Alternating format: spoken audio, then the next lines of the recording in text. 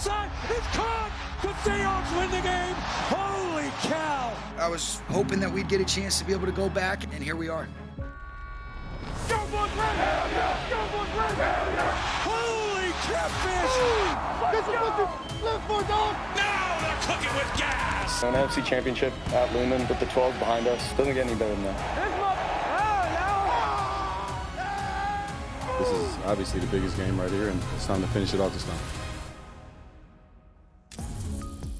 It's going to be an incredible weekend, and let's look at some of the numbers specifically on these games as we head into conference championship weekend. What's on trend for the Final Four teams? We start in Seattle. The Seahawks' pressure defense has been outstanding recently, allowing only 19 points over their last 3 games. They've also only allowed 1 touchdown in that span. Mina, do you see this trend continuing for Seattle's defense? I don't think to that extent. 2 of those games were against the Niners, and it was a lot of Brock Purdy trying to make plays happen, which invited pressure because he was holding on to the football. But that said, going back and watching Week 16, one thing that jumped out to me, first 3 quarters, Seahawks got very little pressure, 15% rate. Then in the fourth quarter, more than doubled. You saw Leonard Williams and the other pass rushers show up in a big way. They're going to have to in this one for more than 1 quarter, I think, to win this game. McVay has 6 playoff wins in games decided by 3 points or fewer, and he's in pretty good company, just 1 shy of the NFL record. That includes both games this postseason. Marcus, does the trend continue versus the Seahawks? Boogie, I say this with a lot of reservation. I don't believe so.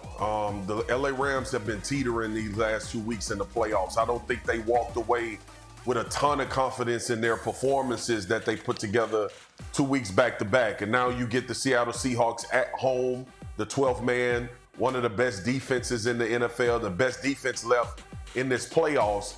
I don't believe that the Rams can just hover around being mediocre for majority of this game and thinking that they're going to come through on the last-second drive with what Seattle has on the defensive side. So if it is close and they need a drive for a touchdown, I don't believe that trend continues. Yeah, I see why you say it with reservation, right? Both these teams have been so good in so many different moments. But, Dan, how do you see Stafford and that offense attacking the stout Seattle defense in what will be their 3rd match of the season? There's so much familiarity on both sides.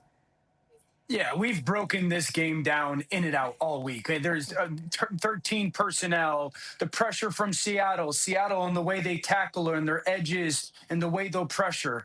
I think one thing that if the Rams are able to look back on and win this game, from a quarterback perspective, you're going to get 3 to 5 chances this game to hit big plays. I do not expect a Week 16 performance again where it's almost a shootout.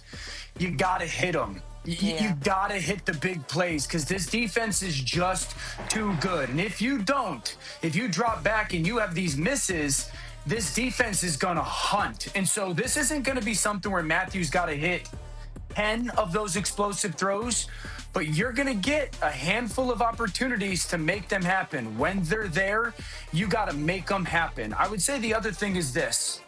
This Seattle team has scored 8 non-offensive touchdowns this year. 8. They've got 5 on special teams and 3 on defense. This is an eyelash game. If you're the Rams, you can't give cheap points away to this football team with this defense at home. That's gotta be a absolute X across the screen for giving Seattle a non-offensive touchdown this game.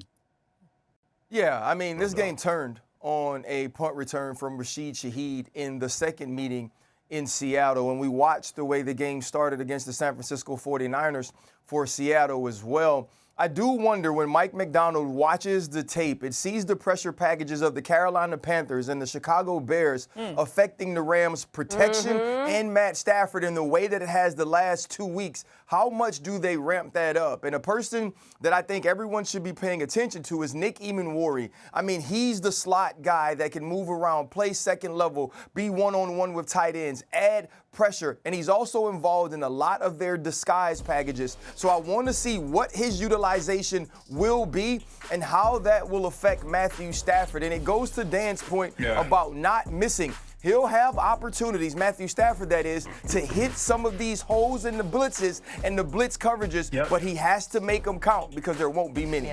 Yep.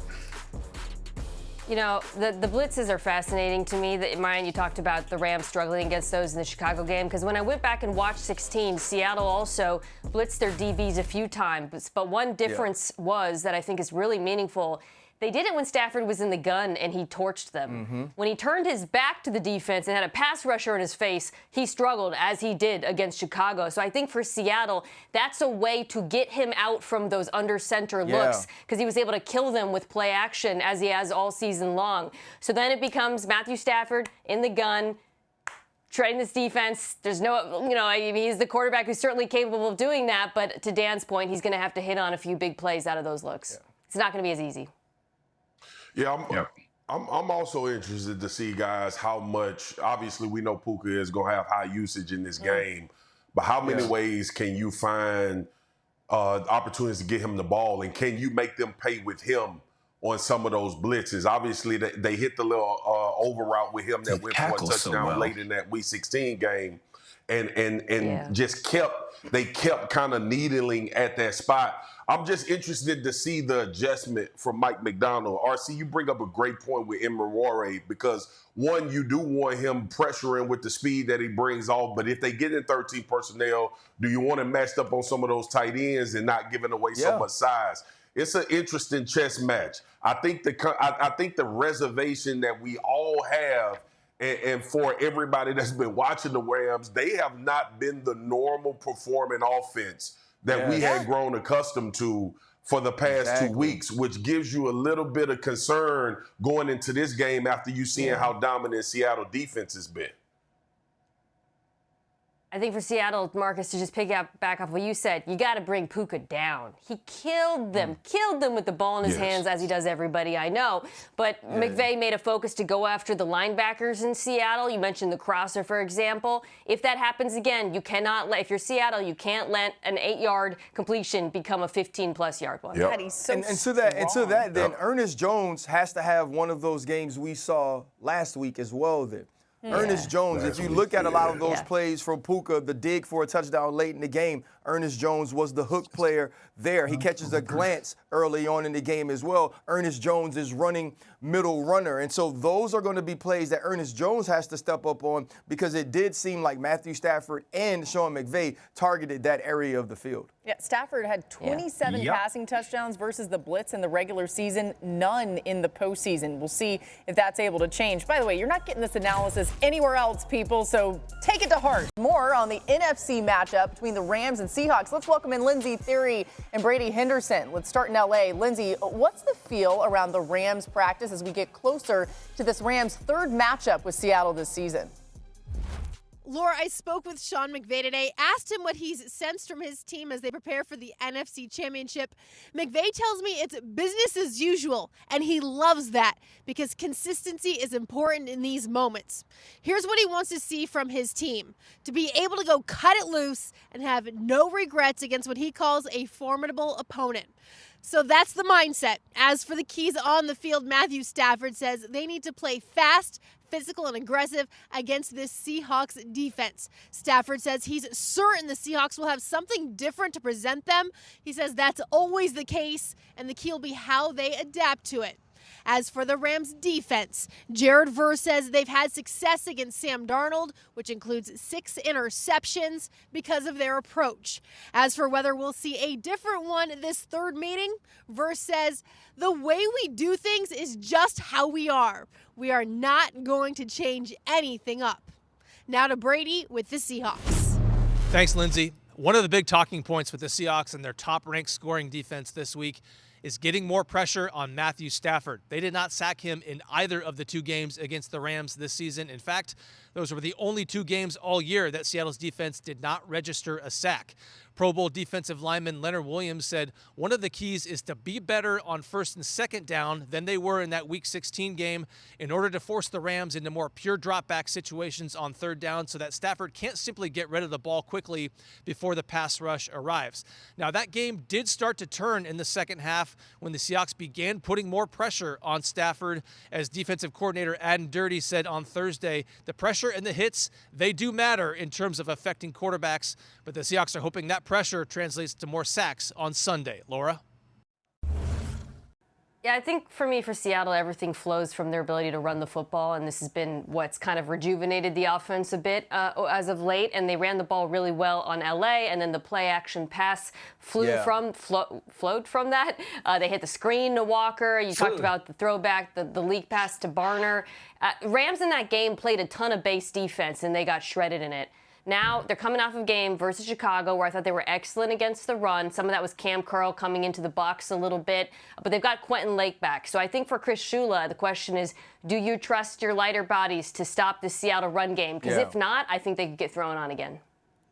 Yeah, I just want to make sure everyone understands the girl that graduated Yale just said flued, okay? So don't ever call us. Well, honestly, guys, JT say sometimes you get flued out.